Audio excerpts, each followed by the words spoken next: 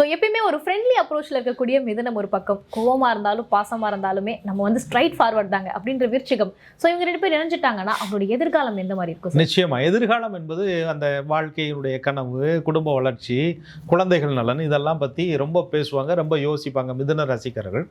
விருச்சிக ராசிக்காரர்கள் பேசிக்கிட்டே இருந்தால் எப்படி, அதை செயல்படுத்துறதுக்கு வழி என்ன, உழைப்பதற்கான வாழ்க்கை என்ன, அதனுடைய தேடல் என்ன அப்படின்னு விருச்சிக ராசிக்காரர்கள் நினச்சிக்கிட்டே இருப்பாங்க. மிதுன ராசிக்காரர்கள் நான் ஒன்றும் உழைக்க வேணாம்னு சொல்லலை, திட்டமிட்டு உழைங்க, கடினமான ஒரு கை கூட ரொம்ப ஸ்மார்ட்டாக பண்ணுங்க அப்படின்னு மிதுன ராசிக்காரர்கள் அட்வைஸ் பண்ணுவாங்க. விருச்சிக ராசிக்காரர்கள் இந்த அட்வைஸ்னால என் வாழ்க்கையே போச்சு அப்படின்னு புலம்பக்கூடியவர்களாக இருப்பாங்க. ஆக மிதுன ராசிக்காரர்கள் கொடுக்கக்கூடிய அட்வைஸில் சில நியாயங்கள் இருக்கும், சில நுட்பங்கள் இருக்கும், சில கணக்குகள் இருக்கும், சில தெளிவுகள் இருக்கும். அந்த அட்வைஸ் வந்து ஈஸியாக சம்பாதிப்பதற்கான வழிகளை சொல்லிக் கொடுக்கக்கூடியதாக இருக்கும்.